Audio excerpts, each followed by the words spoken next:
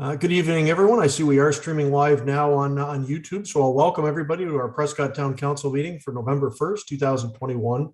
Call to order this evening, and of course, we always start with the land acknowledgement, and we'll begin this meeting of council tonight by acknowledging that we are meeting on Aboriginal land that has been inhabited by Indigenous peoples.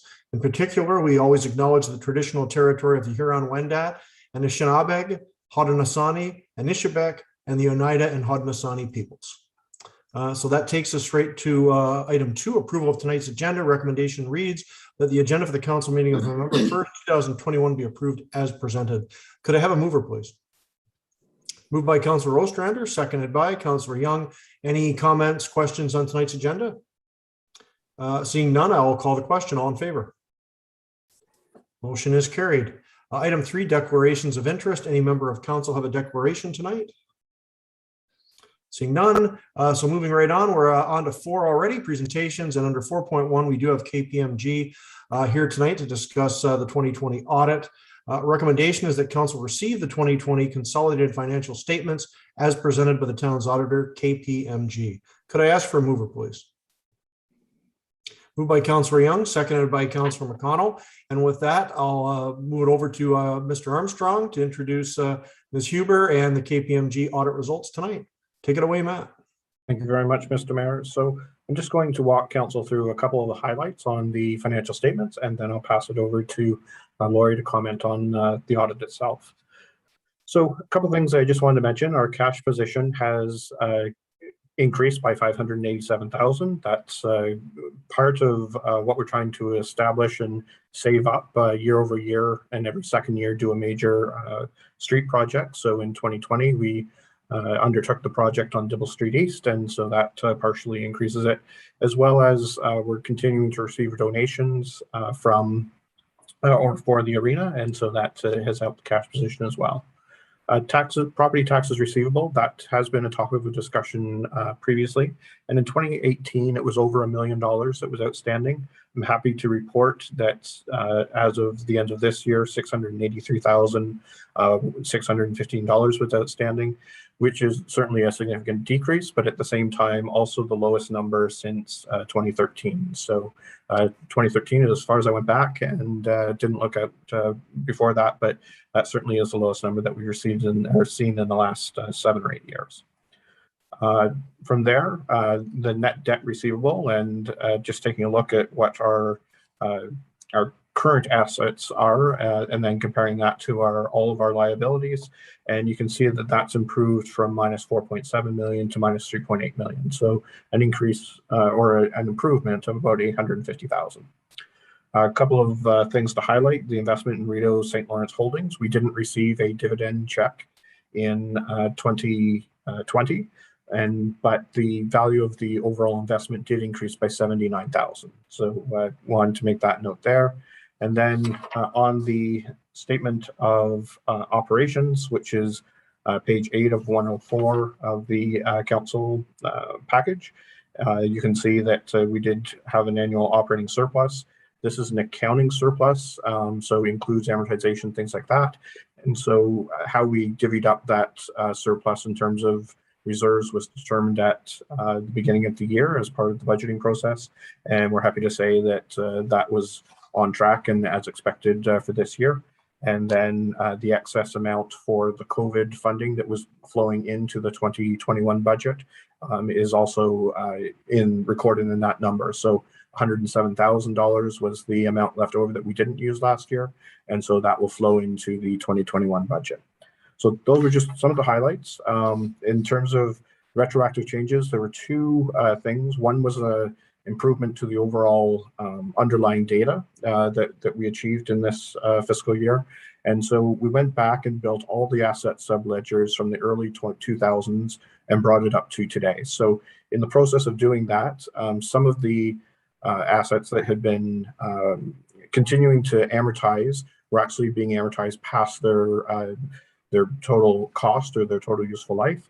And so that this year we took the opportunity to bring that all up to date to get rid of the assets that are no longer there. So when we're doing street replacements, things like that, that we're recording the disposal of those assets, and then at the same time bringing that fully up to date. So there is a retroactive adjustment. It's simply a change to the the accumulated amortization, and then it simply affects the total tangible capital assets in the municipal equity section. So there is no real bottom line impact. It's much more of a paper entry. The other thing that was a retroactive change for this year is that in 2018, we right at the end of the year, we took out the equity investment in the mutual fund for the wastewater treatment plant. We had been treating that as just marking to market value. However, the accounting standards that were supposed to come in 2019 was delayed until 2022. And so that treatment of it will be appropriate when we get to the 2023 statements, but was changed retroactively because the accounting standard didn't change. So again, in terms of that, when you take a look at note 9, even though the investment says it's $1,032,000, that's the historical cost of what we purchased that asset at, or that mutual fund at, and it's well over $1.2 million today. So it's simply an accounting standard, and the recording standard doesn't affect the value of the investment or the market value of it. And so just wanted to make that those 2 points that you might see those slightly different from last year. But those are the first one, obviously, getting all of the assets up to date will help us with our asset management plan, because now we know exactly what we have and what we don't have. And certainly we can continue to move that forward. So those were just some of the highlights I wanted to touch on this evening. Overall, again, a good year. And just before I pass it over to KPMG, a huge thanks to KPMG. They've, again, worked with us throughout this year doing kind of the more off-site audits, and so we certainly appreciate the tools that they bring to the table to be able to allow that to happen. It's always been an interesting year as we get more information on COVID as we move forward, and as well as the funding that was received. So making sure that we recorded that correctly. So kudos to the KPMG team. They're always very flexible, very helpful, and more than willing to just receive any ideas that we have and discuss them to make sure that we're recording things correctly.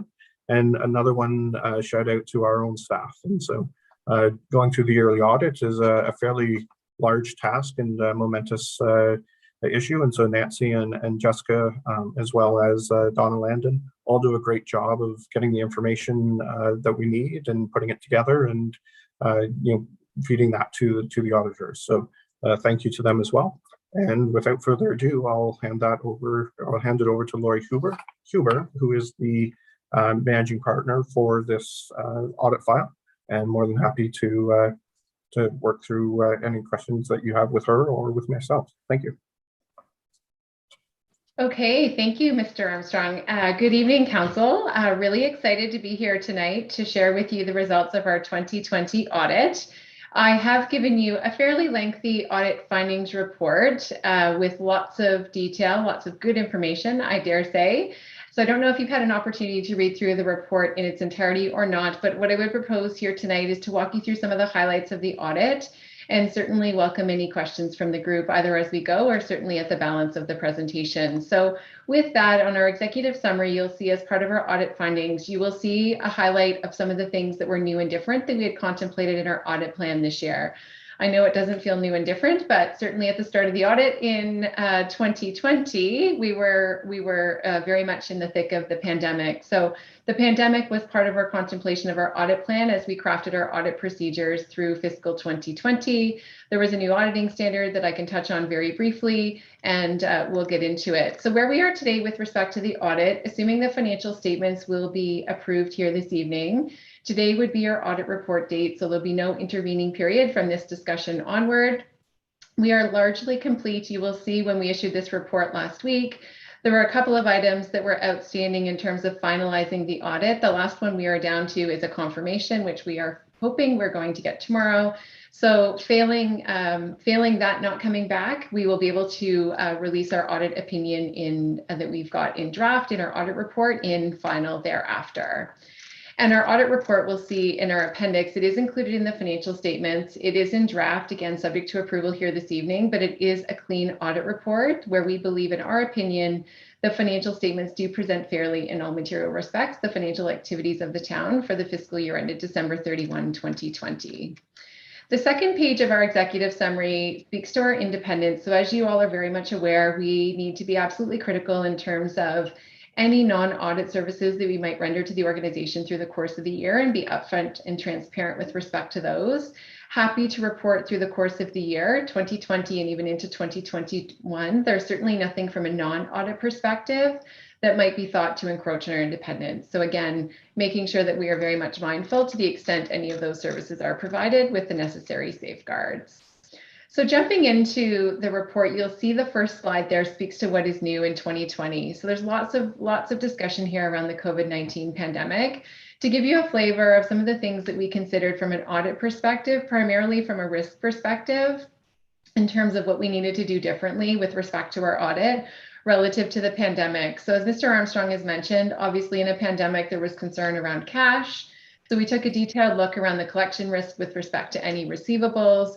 We also looked at new sources of funding, particularly those related to COVID-19 and the performance criteria that might be attached to those funds as well. Happy to report all of these things sort of in combination. Based on our risk assessment, we did not believe there was any additional perceived risk. We have completed our audit remotely, and we have also given consideration to all of the processes, systems, and controls on behalf of management that might have changed relative to the pandemic when people were working from home as well. So all of those things, again, in combination, certainly were considered through the course of our audit and had no significant findings to bring forth to you here this evening. The accounting standards did not change this year, so that's why you will see nothing in the financial statements relative to those. The accounting standards that were slated to come forth have been deferred because of the pandemic, so you'll see those in future years.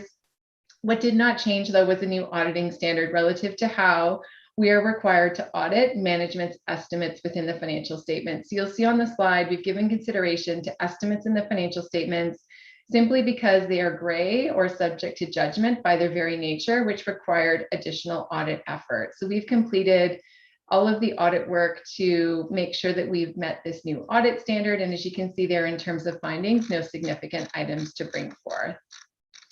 Moving through, you will see other audit risks that were identified. And again, in every financial statement audit in Canada, there is a presumption with respect to management's risk of fraud relative to the management override of controls. So I always like to say it's in every single audit that you'll see in Canada. It's certainly not unique to the town. We've done the required procedures to mitigate that risk. And again, no significant findings to bring forth as well. Moving through, you'll see a slide, page 11 of my report. At the very top, you'll see significant accounting policies and practices. So as I mentioned, nothing new this year, but certainly something that is coming fast and furious is an asset retirement obligation, new accounting standard that will come into play in 2023. I dare say it's going to be large and significant for municipalities such as your own. So we've done lots of education, and we will continue to work with management to make sure they're in a great position to be able to apply that standard when the time comes. In terms of financial statement preparation, presentation, and disclosure, you will see in the back of the financial statements, there are new disclosures this year relative to the impact of the COVID-19 pandemic on the town's financial results, along with the impact of the correction of items from previous years. All of those things have been discussed with management and are certainly content with the arrangement and content of each of those new note disclosures. In terms of other matters, just as a reminder to the council, is that the financial statements are consolidated. So what that means is that it does include other entities outside of the town proper, not uniquely different from previous years. But again, as a reminder, there is reliance on other auditors as we don't audit all of the components that form the consolidation. So we've done all of that work again this year and certainly are in a position again to be comfortable with the numbers that are reported therein. On the other matter slide, which is page 13 of my report, you'll also see again, acknowledgement of certain financial indicators. As part of our audit, we look at the 7 indicators that the ministry follows each and every year. And again, just to highlight, I know we've had some discussions here at this table relative to the collectability or the collection risk of outstanding receivables. Happy to report, similar to what Mr. Armstrong said, great improvement there year over year in light of the pandemic as well. So certainly heading in the right direction there.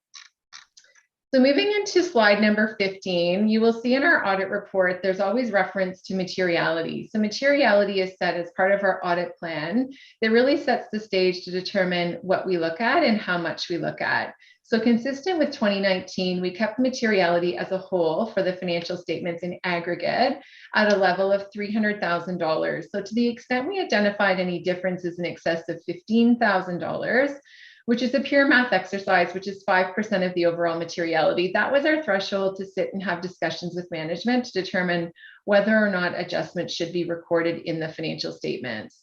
We did identify adjustments, as Mr. Armstrong had noted. There were both kinds of adjustments. Some were corrected, some were not. The one uncorrected item to bring your attention, you'll see it later in our report, is a balance sheet entry between accounts receivable and deferred revenue. So no impact on your annual surplus or deficit. And we certainly are comfortable leaving it as is, uncorrected, as it certainly doesn't impact surplus. And you will see there were corrected items that have been incorporated into the financial statements that Mr. Armstrong has articulated. Moving through page 17 speaks to control deficiencies. So as a requirement under our financial statement audit to comply with Canadian auditing standards, we are required to gain an understanding of all of the systems and processes and controls relative to the financial reporting process. So we've done that again this year, certainly updated for any new changes year over year. And to the extent we identify any significant deficiencies, we'd obviously have conversations long before now. So happy to report nothing was identified in that regard. But if you recall past communications, we have had what we call a management letter, whereby we believe there are performance improvement observations to be made, best practices, and so on. So I won't go through a lot of detail here tonight in this medium, but certainly in Appendix 3, I've given you an update on all of the matters identified in previous years. And if you've had a chance to peruse the letter, certainly, again, great traction year over year, seeing progress on a number of those items. And tangible capital assets was one of those items that we've been talking about for a long time, which really led to the adjustment in the financial statements. So things are all heading in the right direction. So jumping into some of the appendices, Appendix 1 speaks to our annual contribution to the financial statements, which is our draft auditor's report, which again, I had said our opinion in draft was that we believe the financial statements present fairly in all material respects.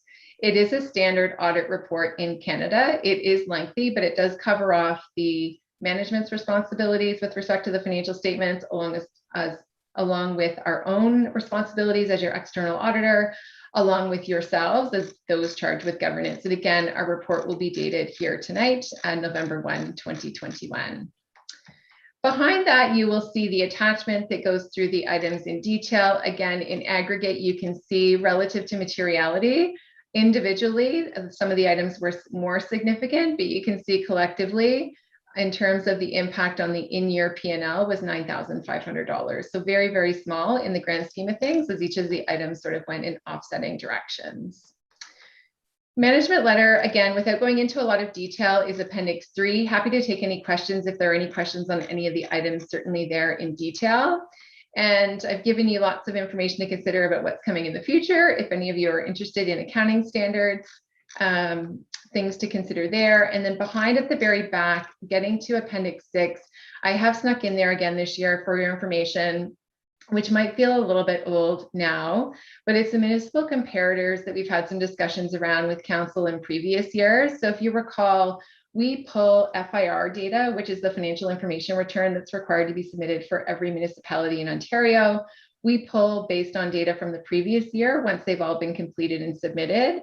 So we've identified these comparators, and I've given you some graphs to show where Prescott stands relative to some of these comparator municipalities. So lots of information, happy to chat further, but maybe perhaps this is a good time now to ask the group if there are any specific questions. Thank you.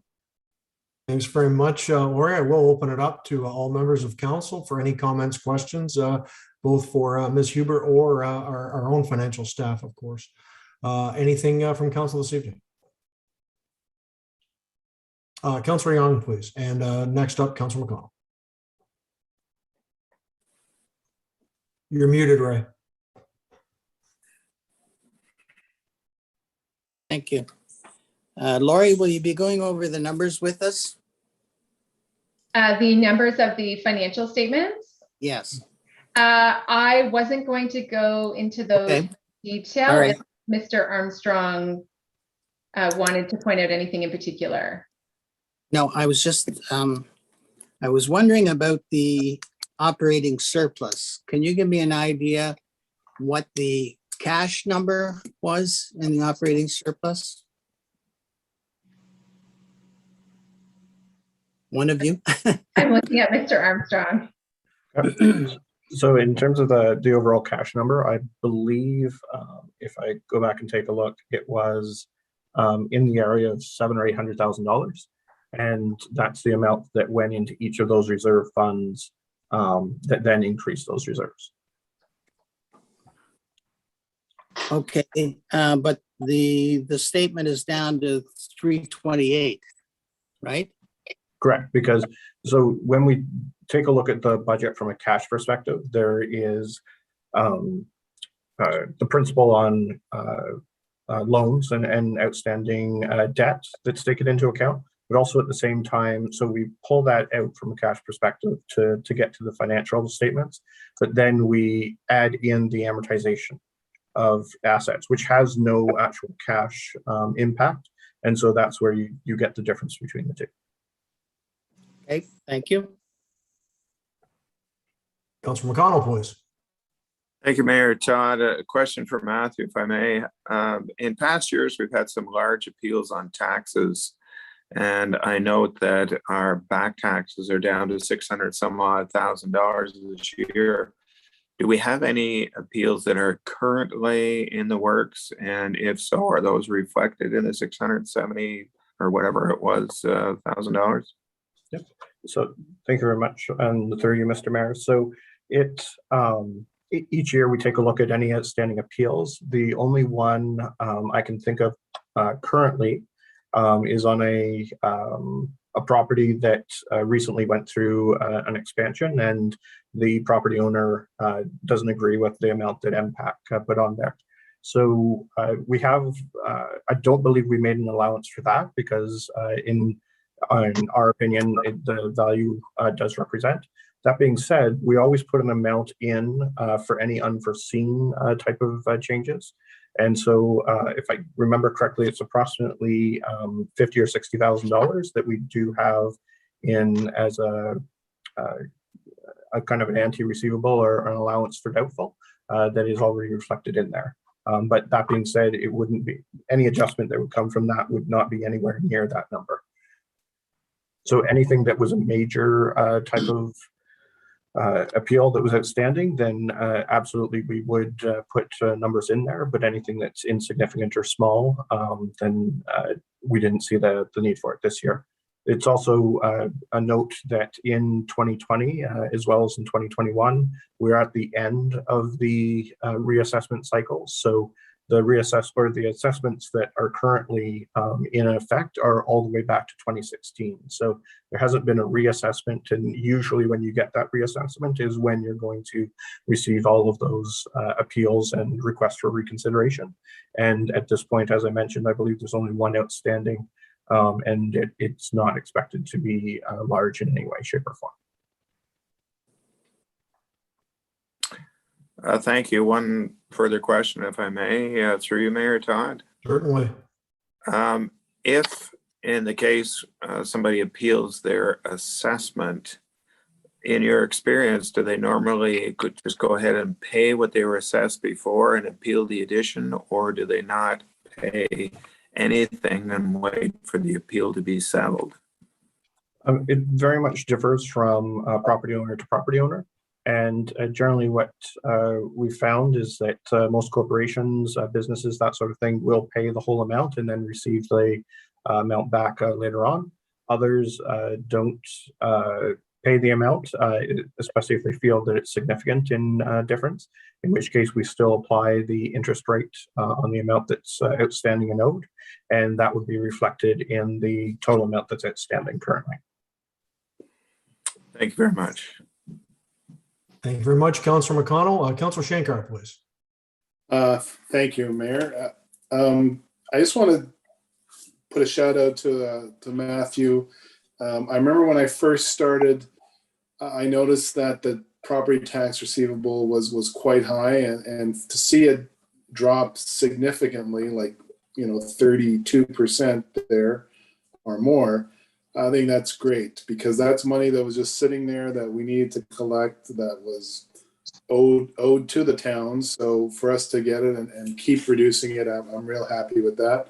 Also, the debt improving is really good news for the town and for the residents of the town. So a great job, and KPMG, keep doing what you're doing.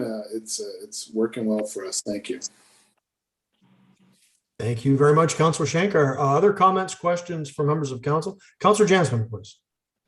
Thank you, Mayor Todd. A little bit in the same spirit as Councillor Shankar, I just wanted to thank Matthew for bringing attention to the notable notes about the positive things, especially because 2020 was such an awful year, and the budget in the end was not being able to be used as much as normal and all that kind of stuff. And just wanted to draw attention to Appendix B, of the prior year observations.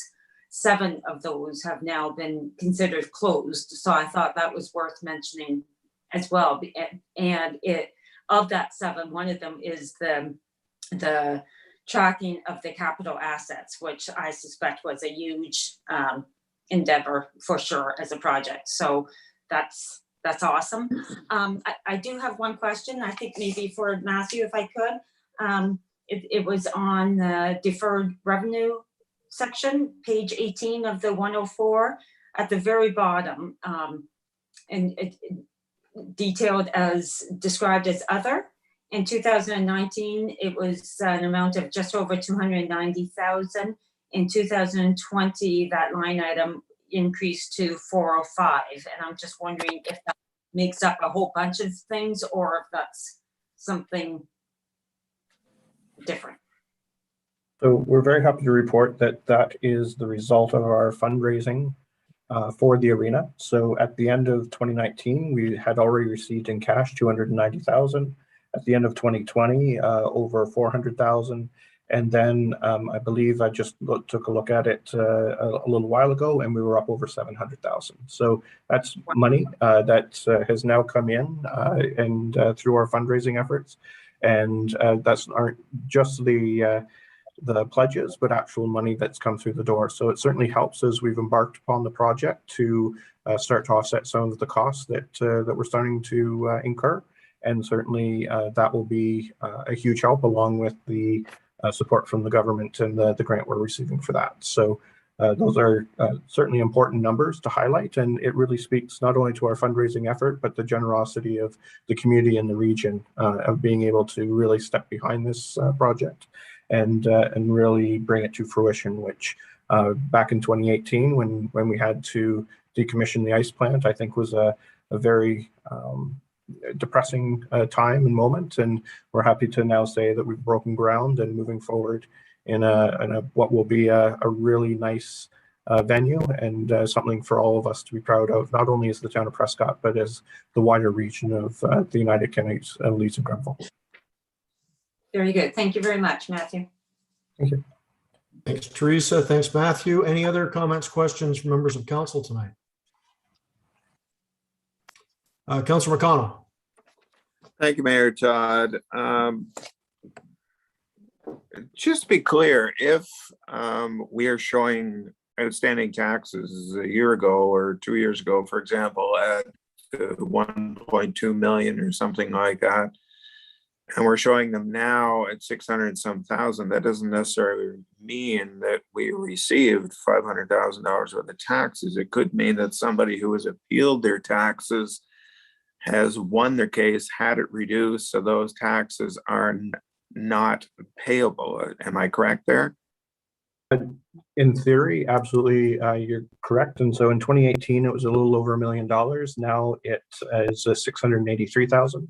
That being said, that is money through the door. And so it hasn't been based on appeals, because all of the appeals that have been paid out in that amount of time. The major ones were from businesses that had paid the full amount of their taxes, were kept up to date, didn't incur any interest, and then we'd already made the allowance for those paybacks, so which would have been incorporated into the accounts payable section. So what you're seeing there is actual an increase in money that's come through the door, and so that we're happy to be able to report that in fact that we've been working with those that have outstanding balances to create plans that they can repay, as well as we've had several properties that had large outstanding balances change hands, and when that occurs, the town gets paid automatically out of the proceeds as one of the first to be paid out. So those all together have really been able to spark that improvement, and we're happy to say that we have probably over 20 or 30 properties that are now on a payment plan and are working towards actually becoming balanced. That's very good. Thank you, Mr. Armstrong. Thank you, Councillor McConnell. Thank you, Mr. CAO. Anything else from members of council? Seeing none, I've just got one real quick one, I think myself, just for clarity's sake. On page 14, there's a note about the town assuming ownership of the tannery in 2010.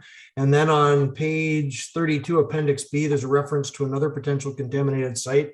I'm actually not quite sure what the tannery would be that we took possession in 2010. Ms. Huber, do you have anything further on that? Because I don't know of anything in Prescott that we've referred to as the tannery in the past.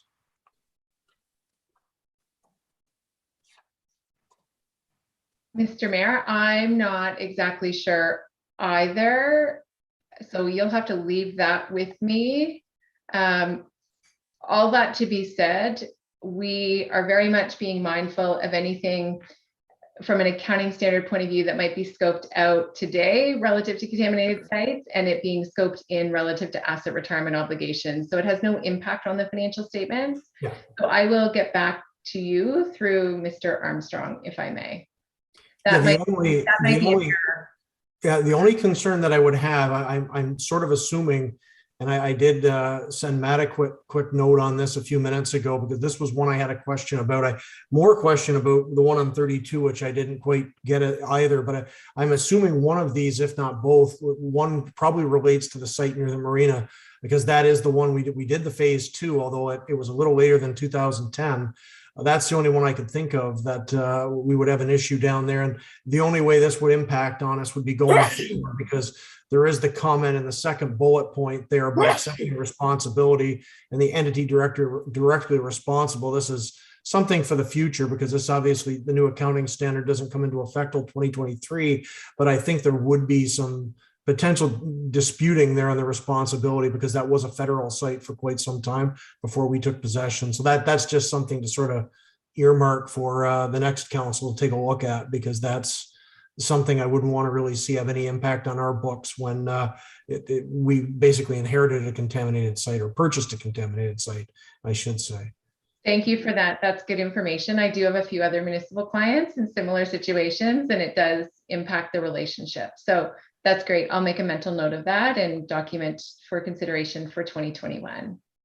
Yeah, thank you very much. And then again, like on 32, it was noted ownership of land dating back to, actually there's no date on this, but as of December 31st, 2017, it notes that there's no plan to develop this land. That also could very well be that marina site. That's the only one I can think of that we would own that would potentially have development at some point. That is a concern about contamination dating back to its history as an industrial site many, many decades ago under the federal government.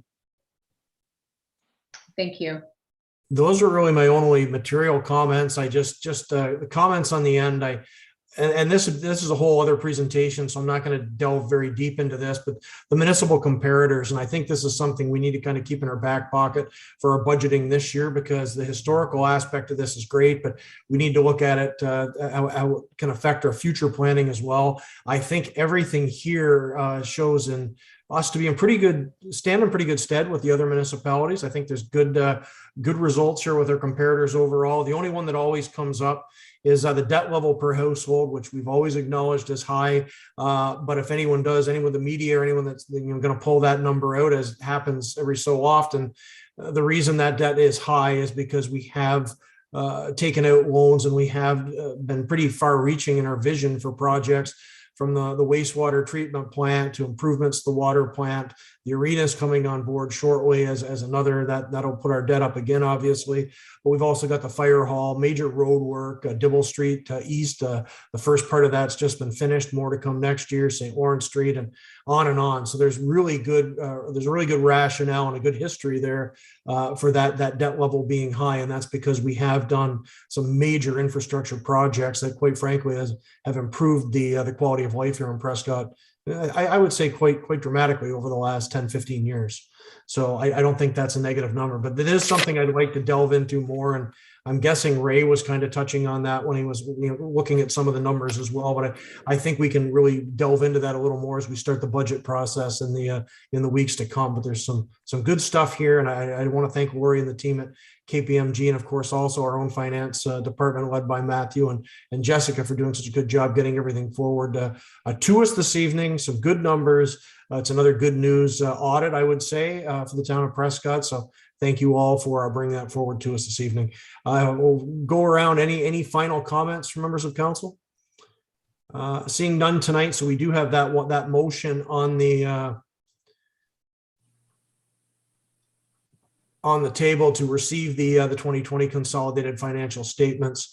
With that, then I will call the question on that. All in favor? Motion is carried. Thanks again. And thanks again, Lori. Thanks for joining us tonight, and enjoy the rest of your evening. Thank you. Great seeing you all. Take care. Bye-bye. Take care. Bye. Item 5 tonight, delegations. Have no delegations this evening. 6 minutes of the previous council meetings. We do have one meeting under 6.1, of course. That's our meeting from 2 weeks ago, October 18th. Recommendation is that the council minutes dated October 18th, 2021 be accepted as presented. Could I have a mover, please? Moved by Councilor Ostrander, seconded by Councilor Burton. Any discussion on that set of minutes? Seeing none, I'll call the question. All in favor? Motion is carried. 7 communications and petitions, none this evening. 8 consent reports. We do have just the one item under consent reports tonight in the information package. Would anybody like to split anything off in the information package and speak to it separately? Seeing no, so we will proceed with the recommendation under consent reports that all items listed under the consent report section of the agenda, that's of course just the information package, be accepted as presented. Could I ask for a mover, please? Moved by Councilor Ostrander, seconded by Councilor Jansman. Any discussion? Seeing none, all in favor? Thanks, everyone. 9 committee reports, nothing there this evening. 10 mayor. Just run over some really quick things. Our border motion that we passed a couple weeks ago has been getting some pretty good traction from the mayor's group. Sarnia and Niagara Falls have adopted very similar motions to ours, just obviously changing some of the wording to reflect their own geographical position here in the province. Working with the mayor's the border group to try to get a meeting with the new minister handling this. Although, quite frankly, the way they split up the ministries last week federally, Bill Blair is still involved in an emergency preparedness role, but Marco Mendocino has taken over as the minister in charge of public safety. So we're working for a meeting with one or both ministers, whichever one is actually handling the border file part of this. So had some good uptake on it, and we'll just see how it goes. I think it's there are a lot of people out there that are quite confused and quite annoyed over what's happened with the border situation, with it being not really open, but we'll see what happens and see if we can get some traction on that. And thanks for everyone here for the support on that. A couple other real quick items. Attended the trunk or treat on Saturday. I think Councilor Jansman was the other member of council that worked some of that as well. And great turnout. Fantastic to see Halloween went so well this year too. I think we all had a lot of kids out in town. I think we had 200 pieces of candy given out at our place last night. Dibble was really busy, and it seemed like it was almost back to a regular Halloween, which was really good to see. It shows that we're coming out of COVID. Also wanted to note some store openings. Virtually all of council attended the opening of Lamar on Main and Star Wellness on Saturday. Great to see that. Thanks for to our MP and MPP for also showing up for that opening. And of course, we had the openings the previous weekend of Pet Value and the Outpost Cafe, and we had a good council contingent there as well, along with BIA and Chamber. So great to see so much business activity in the town as we're coming out of COVID. Do want to comment briefly on traffic issues. We did have an accident in front of the high school last week. Did sort of get some response on that. We've had I've been fielding a lot of comments on traffic overall in town in the last forever actually, but it's really kind of picked up again the last few weeks. This sort of exacerbated issues. So I did bring it to our Police Services Board meeting on Thursday. I've asked the OPP to provide some accident statistics on those crosswalks, particularly the ones on the north end of Edward Street, which were kind of the focus of the concern last week after the accident with the pedestrian at the high school or in front of the high school. So we're getting that from the OPP, and I also did request some added patrols, and I did see that they were out very heavily on Friday and over the weekend along Edward Street. I saw a number of vehicles pulled over. So just a reminder to everybody, try to be careful back there. The speeds have been creeping up lately again, and we did have, of course, a young student struck by a car by the high school just last Thursday. Just asking everyone to slow down and watch for pedestrians, especially near the schools and by those crosswalks. We've all got to work together. It's not all about police enforcement. It's just about slowing down and keeping an eye out, particularly for children on the roads near those crosswalks. So at any rate, we are working on that. I did talk to the CAO about this again last week, as we did raise this at council a few weeks ago as well. So there should be some options coming back from council. Maybe there's some changes we can look at both at Edward Street and downtown. I asked at the PSB meeting on Thursday as well for the traffic safety officers to take a look at the situation and come back with any suggested courses of action, any changes we could make that could make those areas a little safer for pedestrians and vehicle drivers alike. And I just wanted to close on a very optimistic note. As of everyone knows here on council, as of Friday at noon, I signed off ending the declaration of emergency status that we've been under since March 17th, 2020. Hard to believe we've gone through this, and we're obviously not completely through it yet. So even though we're not under the state of emergency here in Prescott anymore, I still want to advise everyone you've got to follow the precautions, keep getting those vaccinations. The third booster shots will be available shortly for people in that risk group as well. So urging people to just continue to fight the good fight on COVID. I think we are through the worst of it now. We are starting to look at a brighter future, and I think once we get through the winter, we'll really see things improve next March, April, once we come out of winter and into the spring. So just a little bit of good news that we did wrap up the emergency this past Friday. Want to thank all members of the emergency control group, town staff. Everybody did a great job here in the town, following the recommendations, following the regulations. And I think we've come into this very, very strongly as a community. So hats off to everybody who did their part during what I certainly hope it was the worst of the COVID-19 pandemic. So with that, I'm finished for this evening. So I'll move along to 11, outside boards, committees, and commissions, and start as always with Councilor Burton. Leanne, please kick us off. Thank you, Mayor Todd. I attended the hockey honor guard for Leo Boyven on Edward Street. It was quite moving to see everyone that was there raising a stick and in honor of Leo, and with their hockey jerseys and their Boston flags, and the fire department was there as well, raising a flag for Leo. So what a fantastic send-off for him. I also attended the Lamar Lutz and Star Wellness grand opening, a beautiful spot. And I actually had a chance to pop into the Outpost Cafe. So I didn't have an opportunity last weekend, but I went in and was treated with a cookie from Councillor Jansman. So it was pumpkin spice, and it was very nice. So I did see a few kids taking advantage of the trick or treating in downtown, which was nice. It was put on by the BIA, so that was good. And I'm hoping that our pumpkin parade this evening is going fantastic. I was hoping that maybe Samantha would do like on location the Riverwalk Park pumpkin parade. So that's going on right now down at Riverwalk Park. So thank you. Thank you very much, Councillor Burton. Councillor Jasmine, please. Thank you, Mayor Todd. No BIA nor planning committee meetings in the last couple of weeks. I did, however, attend the active transportation open house thing that United Counties put on last Thursday. And it was just a public open house.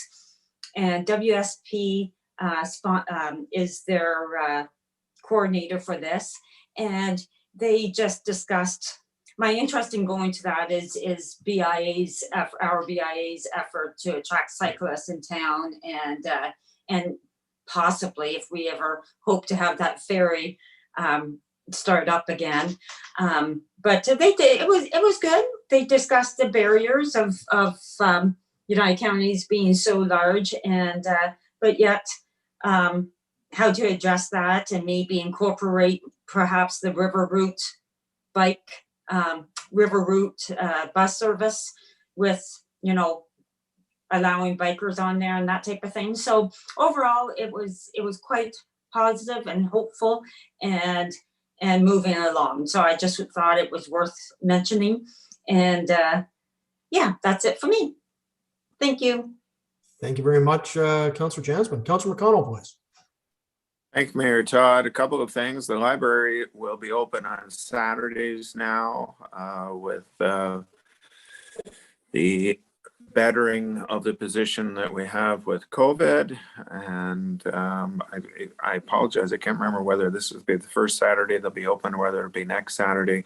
But if you check for the library, you can very quickly find out.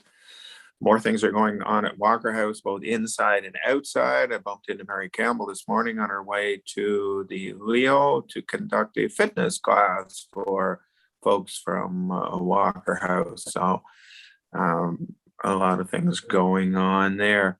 I took a walk down Dibble Street as I was given to understand that project is now complete, to get a firsthand view of how it's turned out. I was quite pleased. The sidewalks into people's homes are cemented. The sod is down.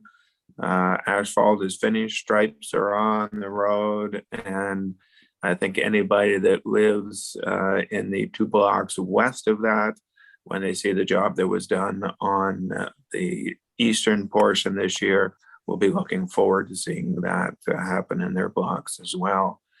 I also couldn't help but notice we discussed the fort itself at our last meeting, the decrepit condition of the grass and weeds on the hill. And I was very pleased to see that has been addressed, or largely addressed, not only on top of the horizontal pickets, but underneath them as well. So the fort has made an effort to bring their property into our property standards bylaw, which we will be discussing later this evening, and that's good to see. And that's it for me. Thank you, Mayor Todd. Thank you very much, Councillor McConnell. Councillor Ostrander. Thank you, Your Worship. Just a little note on a group that's been together for about a year now, called Showtime South Grenville. You may have heard the name mentioned. We're my wife and I are members of it. We're trying to get some entertainment going, and the opening up of the COVID restrictions is pointing us in a good direction on that. We have a concert coming up at St. Andrew's Church on the 27th of November, Saturday evening coming up. It's going to be basically a repeat of the Labor Day one, where Alex Florio and Chris Coyer put on a show. This is going to be virtually a mirror image of that. It's 40s, 50s show tunes, that type of thing. And we've got posters up already. You'll see them up in the next few days there. They're printed over the weekend. So another aspect of this group is we've also received designation from a group in Ottawa that puts on small musical events throughout the Ottawa Valley, Ottawa, Upper Ottawa Valley, for that matter. And it's called the Small Halls of Ottawa. And what it is they look at small places. I know the Joshua Bates Center in Athens is designated as one. And of course, the Brockville Arts Center is also designated as one. And we're also designated now, and we're hoping to have St. Andrew's Church as our designated venue for these things. So here's hoping. We have a show scheduled for February 26, 2022 coming up. We can't give any details on it yet. We don't have any particular details provided to us, but we're hoping to put on 3 or 4 shows a year, sort of spring and fall, more designated than anything, to kind of bring some life to the community and some entertainment, particularly where we can have it indoors as opposed to outdoors. So hopefully I'll have more to report on that in the coming times there when we know what the entertainment's going to be in that. So anyway, other than that, the Legion, as you're aware, is open 3 days a week now, Thursday, Friday, and Saturday. And unfortunately, they're going to have a very non-event for Remembrance Day. That's laid out by Dominion Command for them. They're not having a full ceremony or anything like that, all pre-laid wreaths and everything. So hopefully they're hoping that Dominion Command sees their way clear with the loosening of the restrictions and that they can have more public events in their venue, and they've got the meals going and a few things like that. So hopefully as we get into the winter season, Christmas and maybe beyond, we'll see them be back to their old level of things that they put on in the community. So that'll do it for me for now, Your Worship. Thanks, Mike. That's great news about bringing the entertainment in too. We really need that, especially now and after we lost the Concert Association, and we haven't had the shows in the amphitheater on Sunday nights for 2 seasons now too. So great, and congratulations and thanks to your whole group for doing that. Sounds like it's going to be a great addition to the town. Thank you. Councillor Shankar, please. Thank you. I also attended the Leo tribute. As Councillor Burton said, I think Councillor McConnell, were you there as well? I think I saw you there across the street. I know. Anyway, it was very, very powerful. It was almost like a moment of silence, but it was powerful, and it was a nice tribute to the Boyven family. The open houses on the weekend was excellent. Lamar Lux, big kudos to Leslie and Krista for Star Wellness there, and I missed out on the cookies. If I knew there was going to be cookies, I would have gone after. But I did drop into the Outpost. That building has come a long way from when Dr. Holmes was in there, and so they've done a really nice job, and it's a nice addition to Main Street, the Outpost, as well as Lamar Lux. I also was fortunate enough to attend King's Day and got to see some local hockey players play, which it's been a couple of years, so that was nice to get back in a rink and be able to stand at the glass, or even stand in the lobby. So that was good. Hoping that things are getting back to normal, and we'll soon have a meeting, maybe all together soon. Thank you. Thanks, Corey. Councillor Young. Thank you, Brett. I attended the Board of Management St. Lawrence Lodge meeting last week. We're 3/4 of the way through our year. We're watching the expenses and the revenue, concerned about the expenses a bit. Obviously with COVID, things are different, and while we are being refunded some of our expenses by the province, they usually take a little time to come. So we're always opening the mail in anticipation of a check. Congratulations and best wishes to the, I guess it's 4 new businesses. You count 2 on Saturday that have opened in the last couple of weeks, and I hope the town gets a chance to visit them and support them. Thank you. Thanks very much, Ray, and thanks everyone for the updates this week. We do have a couple of staff reports tonight, so move on to item 12. 12.1 is staff report 104-2021. That's a review of our 2022 budget timelines. Recommendation is that council endorse the 2022 budget process as outlined in report 104-2021. Could I ask for a mover, please? Moved by Councilor Ostrander, seconded by Councilor Jansman. Mr. Armstrong, can you just take us through that schedule very quickly, please? Thank you very much. So this largely follows the same schedule as for the development of the previous year budget for 2021. So starting in December, we would start with what we know so far, and then start to look at the health and social services budgets. In January, we moved to start looking at administration, transportation, parks and recreation, then followed by environmental and the other side of the budget being the revenue side in February.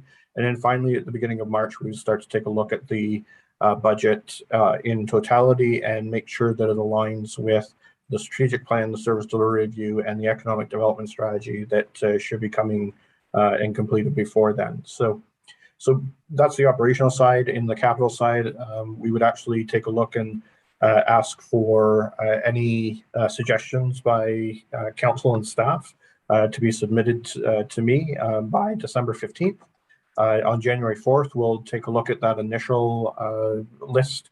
And then on the 17th, take a look at the large infrastructure projects. And if we're able to move forward, then certainly be able to approve them at that point. Really, the only large infrastructure project that I foresee at this point is the bridge project. And so at that point, we'll take a look at that. Continuing into February, we would take a look at prioritizing, and then in March, again, taking a look at it from a strategic plan, service delivery review, and economic development strategy to see how it aligns. So the goal is to have all of our meetings and discussions throughout January, February, and then take March as a sober second look to be able to determine, is there something that, does it align correctly? Does it need to be tweaked? Is there's something that we need to address that perhaps we've overlooked to that point? So more than happy to make any changes as council sees fit. But certainly, I think what I heard from the outcome of last year's budget, that people were fairly comfortable with that process and the timing, and then it gets us to a point where we can have it approved by the end of March. Thank you. Thanks, Matt. Any discussion on that? Yeah, this is the schedule worked really well last year. We approved right on time. So everyone okay with moving forward with that same schedule this year? Sounds good. I'll call the question. All in favor? Motion is carried. And here's hopefully another easy one. 12.2 is staff report 105-2021. That's the 2022 council schedule. Recommendation is that council approve the 2022 summer council meeting dates as follows: July 18th and August 22nd, and that the 2022 December council meetings be held December 5th and 12th. Could I have a mover, please? Moved by Councilor Young, seconded by Councilor Burton. This pretty much stands for itself. Matthew, did you have anything you wanted to comment on here? Actually, I'll hand it over to Lindsay because she was the one that did the report. Through you, Mayor Todd. The schedule mimics last year's. It was approved by council, very similar as the recommendation states.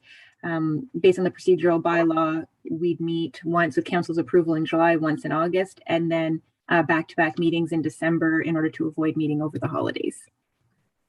And that's basically it. Thank you. Sounds great. Thank you very much. Any comments, Councilor Young? Thank you. That's the first time that I realized that this council finished on the middle of November as opposed to early in December, as has been the case with previous councils. So that is a change, Lindsay? Yes, through you, Mayor Todd. The Elections Act does outline that the new council term starts on November 15th or the day following. So that would indicate on the calendar that the first meeting would be on Tuesday, November 15th of the new elected council. Good. And what day is election day in October? The 24th. Good. Thank you. Thank you, Councillor Young. Further comments? Seeing none, I'll call the question. All in favor? Motion is carried. Thanks, everyone. 12.3 is staff report 106-2021. That's just project updates for November. Just here for information. Did anyone have any part of that report they'd like to comment on or ask a question about this evening? Councillor Young? I was just wondering about the electric vehicle plugins. Mr. Richard? Yeah, certainly. Through you, Mayor Todd. So we did have the request for quotations went out to our pre-qualified electrical contractors. We sent that out last week, and we had a site meeting today and all the contractors showed up, and there's a few questions, but otherwise it went pretty smooth, and we're expecting the quotes to come in next Tuesday, and ideally we have everything installed before the holidays in December. Terrific. Thank you. And so that's also seven chargers at 4 locations. So at the Town Hall, Shoppers Drug Mart, 2 at the Marina, and 1 at the Leo. Fantastic. Thanks for that update, Nathan. Any other questions on the project list? Councillor McConnell. Just one that popped up from what, excuse me, Nathan mentioned, the 2 at the Town Hall. Where are you planning on putting those? So the location we're going to go out of the building of course on the parking lot side, so on the east side, and it's going to be directly across from the most northeastern corner of the building, essentially. So at the end of the first stretch of pavement or asphalt parking. So not the second set there where there's kind of like a little kind of grassed area. If I may, Mayor Todd, so that whole stretch is currently taken up with town employees. So is these 2 plugins meant for town employees, or are they meant for the public at large? Because if they're meant for the public at large, perhaps they should be moved north into the next area or someplace else. You want to touch on this one, Matthew? Certainly. So those would be for the public at large, and the reason why we're putting it there is it's the further away you are from the electrical panel, the more costly it becomes to install them. So they would be for the public at large, or for anybody that happens to be a town employee driving back and forth to work. But when it's not plugged in and not charging, the spots should be empty, and there will be signage that will reflect that. So absolutely, anybody can use it, and we chose there to try and reduce the cost as much as possible, because that's the closest area to the building, and being able to get it to the electrical panel. Fine, thank you. Thanks, Lee. Any other comments, questions? Councillor Shankar. I just noticed a thing about solar lighting in the dog park. Is that the temporary dog park? Yes, it is. And so when the arena is being built, the small building that had the electrical running to it is no longer there, and therefore all of the lights there in that area are no longer powered. So we wanted to make sure that there was still the ability to use it in the evening hours, and so we worked with a solar power contractor and vendor, and are able to install that fairly low cost, but they can absolutely be used going forward in the new dog park, and it's a great eco way to be able to provide lights in that area. But yes, it'll start to be used as the temporary dog park, and then we'll relocate them to the new dog park. Perfect. That's what I was wondering. Thank you. Any further comments, questions? Just in regards to the solar lighting, just looking at the Heritage Trail issue. Have we gotten anything back from Parks Canada yet? Yeah, so there's been some positive movement on that. We don't have anything official, but certainly they've given us some great positive feedback, and so we're moving towards that. And if all works out well, we'll hopefully have it in place by the end of November, at least on a temporary basis, and if not permanent basis. So that's currently what we're working towards, and there's just a couple of things. One thing that they noted is that our agreement for Heritage Trail had expired between us and Parks Canada, and so they're just working to reestablish that, and then we'll be able to move forward.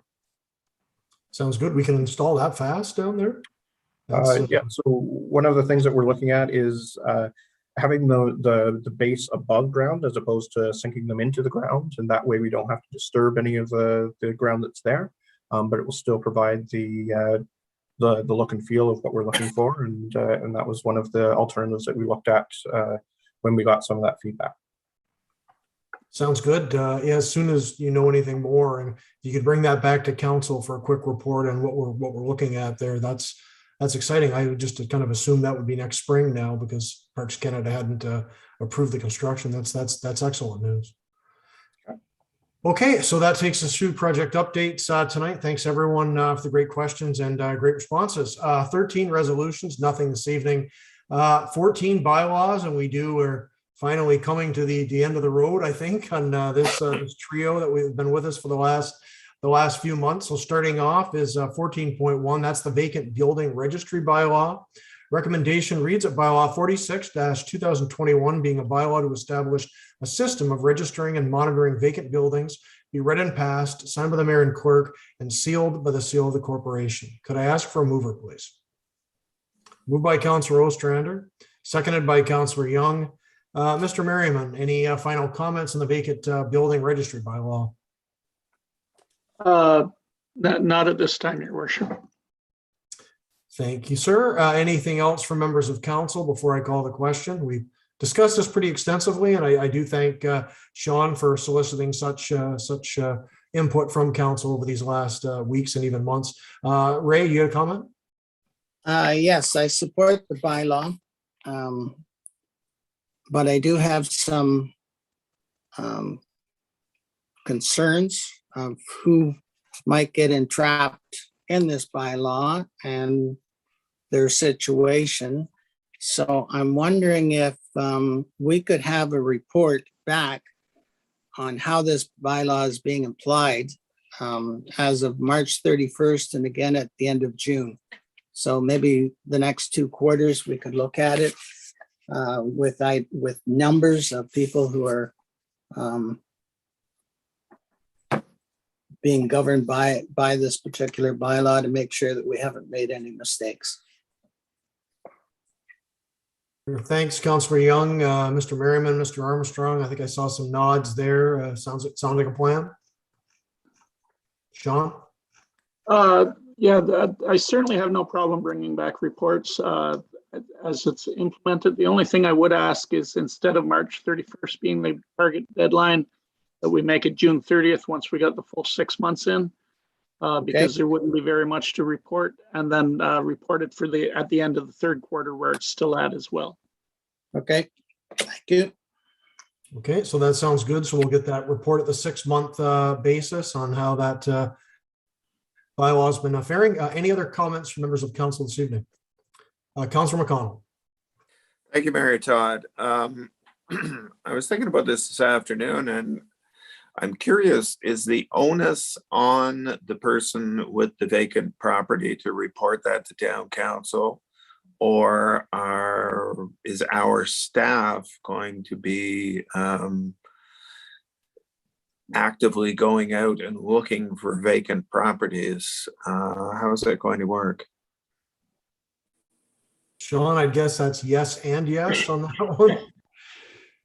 Yeah, I mean, don't get me wrong. I don't see us going into every single building in town to determine what's its status. But at the same point, between staff, council, and other members of the public. I would suspect come January that I will be reaching out to educate people about what's there.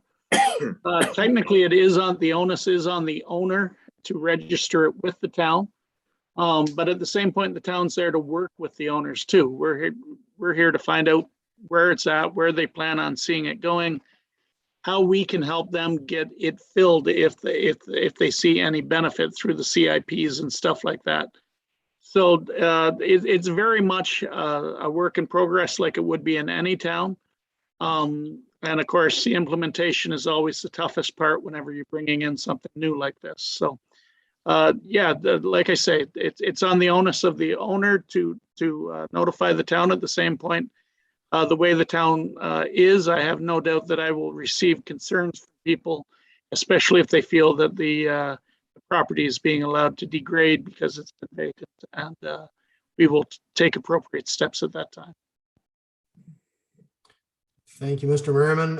Any follow-up, Lee? Yeah, I was just wondering, is there any thought given to including a letter notice with the first interim tax bill possibly in February that this is now a policy of the town? See, Matt's already nodding his head there, so I'm assuming that's an affirmative, Mr. Armstrong?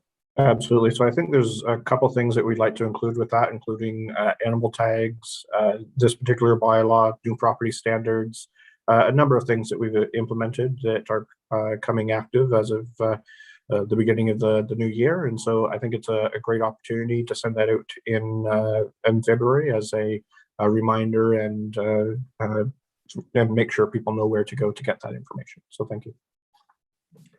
Thanks, Matthew. Any other comments on the vacant building bylaw?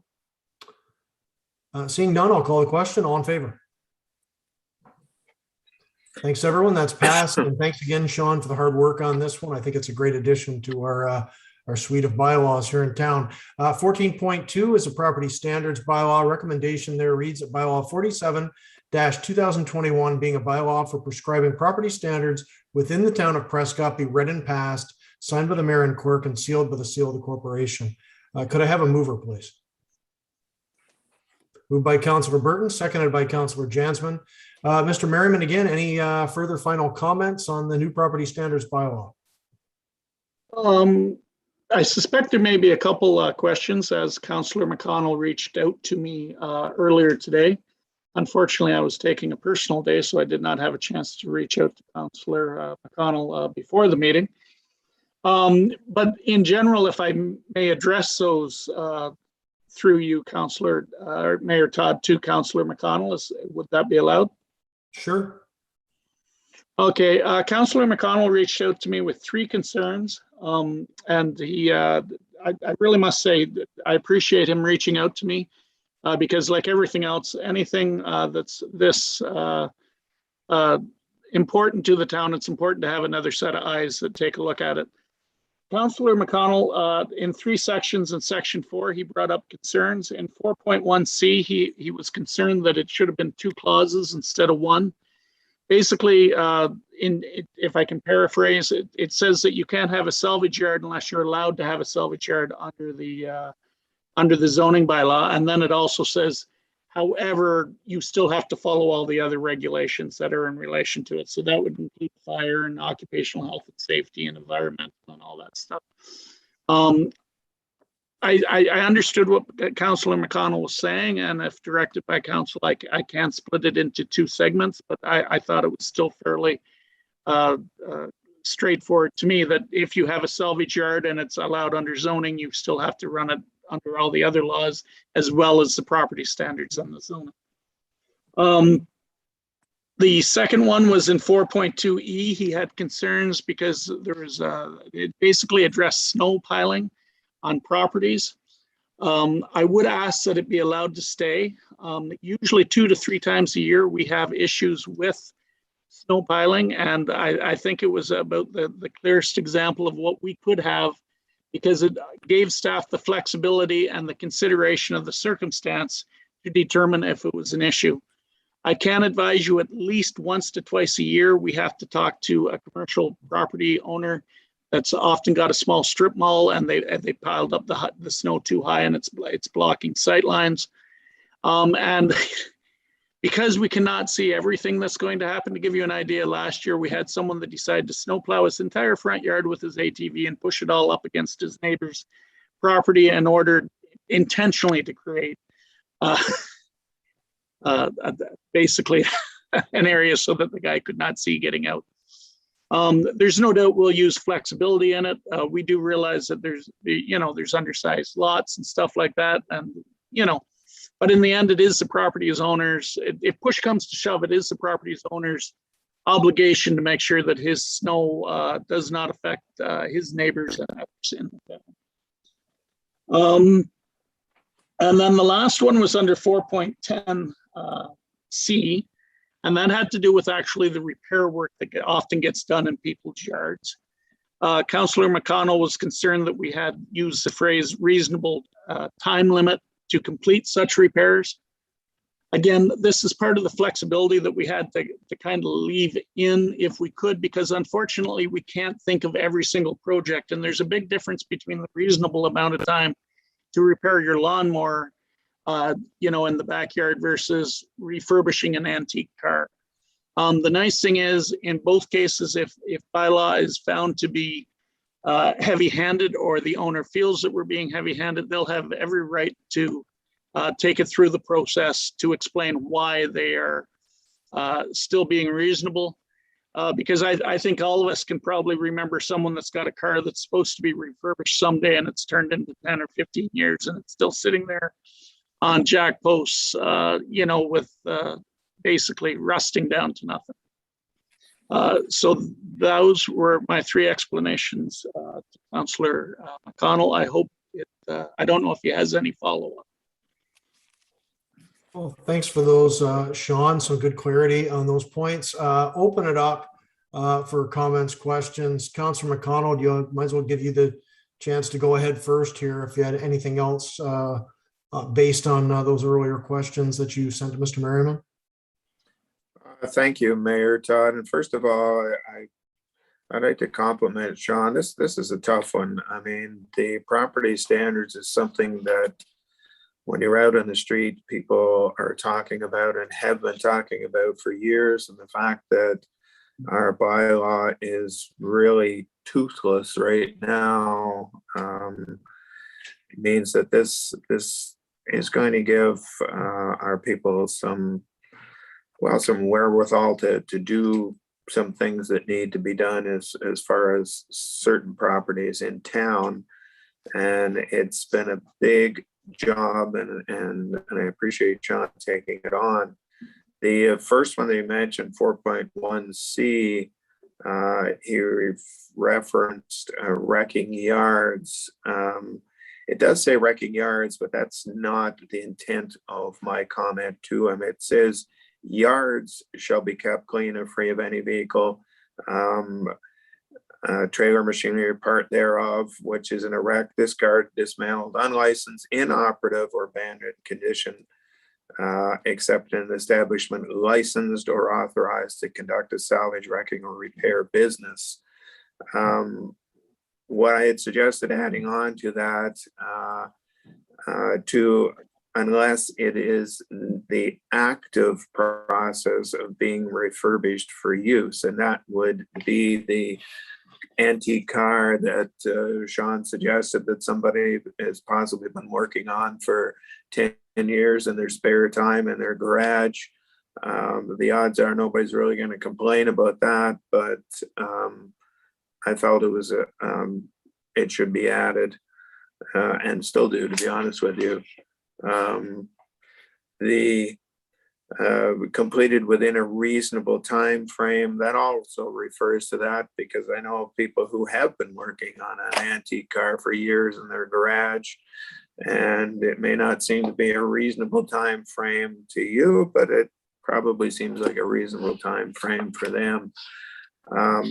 The snow blocking view lines, I know when people plow parking lots in the winter, very often they plow it right out to the edge of the property and expect the town to take it away. And quite often it blocks the view lines at corners.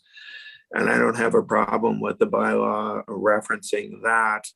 What I was concerned with is people blowing their snow in their driveways or shoveling the snow in the driveways. And quite often, I know in my driveway, you have to back out into the middle of the street after a heavy snowstorm to see whether anything is coming or not. And I want to be assured that if that happens, that bylaw is not referencing that.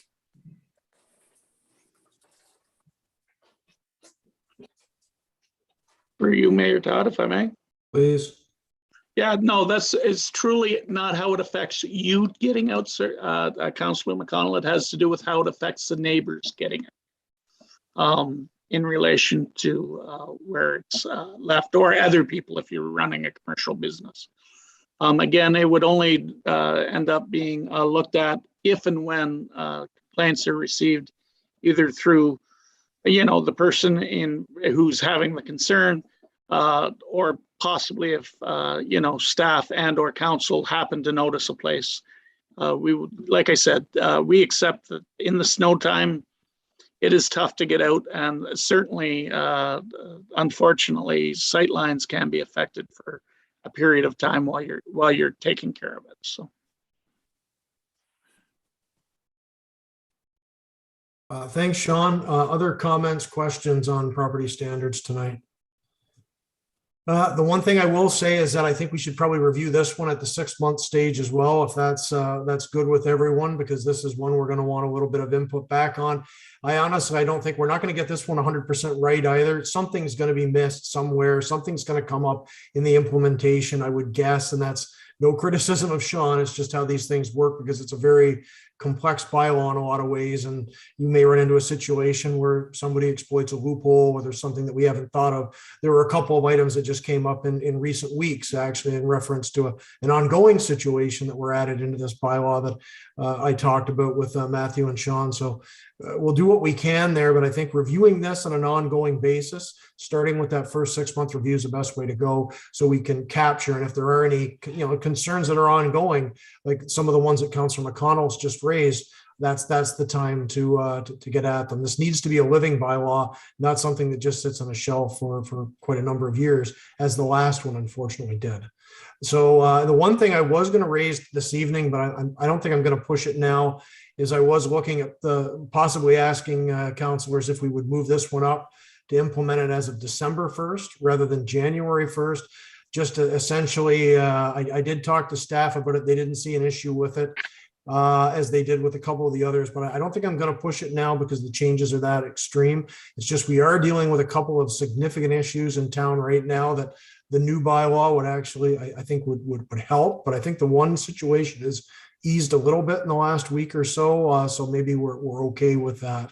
So I'll leave it unless anyone else wants to take that one on with me, because it's not that big of a deal. It's only 2 months away rather than 30 days. Councillor McConnell. You just jogged something in my memory there, Mayor Todd. Sometimes when we pass a bylaw, things that are existing are grandfathered. Now, signs, for example, if you have to have a sign that doesn't conform, well, it's been there. If you have a business that's been running and it no longer conforms, well, you've been there. Is this the type of bylaw, and I guess Sean would have to answer this, that things are going to be grandfathered? In other words, if you have an old car that's been sitting in your lot for 5 years awaiting reconstruction and it's never getting reconstructed, are you grandfathered? Can you still keep it? Or does this address anything from get-go? John, please. Yeah, no, property standards are actually a living bylaw. And so the person may choose to make an argument that his zoning allows it, but it wouldn't be allowed under the property standards until his zoning was addressed. So in all honesty, No, it doesn't. At the same point, staff, we'll be busy enough and stuff like that. If someone, there'll be an education period. We'll explain how things are going. We'll give them time and opportunities to address it. But no, it is a living bylaw, and it's an ongoing from the word go when it starts. So it's not something you can say that it was okay under the old property standards bylaw. Very good, thank you. No problem. Thanks, Lee. So I think, don't see any more hands up. So I think we're good to call the question on that one. All those in favor? Motion is carried. And as with the vacant building registry bylaw, actually all three of them, let's just a review at 6 months. I think that's Ray had a good point on that with that. So if we could just follow through with that and ask for a report back at the 6 month stage. So we still do have to handle 14.3 though. That's the administrative monetary penalty system bylaw. Recommendation reads that bylaw 48/2021 being a bylaw to establish a system of administrative penalties for non-compliance with bylaws of the town of Prescott be read and passed, signed by the mayor and clerk, and sealed by the seal of the corporation. Could I have a mover, please? Moved by Councillor Ostrander, seconded by Councillor McConnell. Sean, any quick final words on the new AMP system?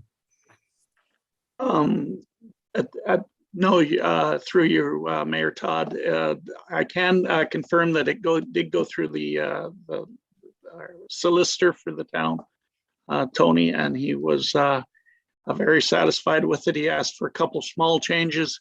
One was the splitting off of the two tables. So one is strictly just for fees and one is just for penalties.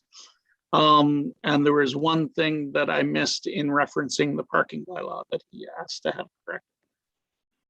Very good. Look forward to seeing this implemented. I think it'll make some positive changes here, especially coming out with the impact that COVID's had with the court systems and slowed things down. So be good to take control of this. Any further comments on this item from members of council?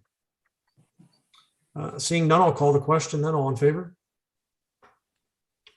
Thanks, everyone. That's passed. So as discussed, we will have a report back on all three of these items after the 6 month stage next year. So look forward to that, Sean. And thanks again for your work on these bylaws. Some new stuff, some real needed changes, and of course, a completely revamped property standards bylaw as well. So good stuff, and glad we're moving forward to implement these.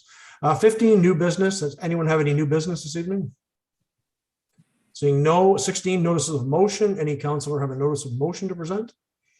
Seeing no. 17, mayor's proclamations. Nothing under closed session. 18 or 19, rise and report. So confirming bylaw under 20 is 49-2021. Recommendation reads that bylaw 49/2021 being a bylaw to confirm the proceedings of the council meeting held November 1st, 2021 be read and passed, signed by the mayor and clerk, and sealed by the seal of the corporation. Could I have a mover, please? Moved by Councillor Jansman, seconded by Councillor Shankar. Any discussion? Seeing none, all in favor? Motion is carried. 21, motion for adjournment. Could I ask for a mover, please? Moved by Councillor Jansman, seconded by Councillor Shankar. All in favor? We are adjourned. Thanks for watching tonight, folks. Take care, everyone. And remember, we still got a half hour of the pumpkin parade if anyone wants to rush down to see it. Take care, all. I have my coat on already. I see that.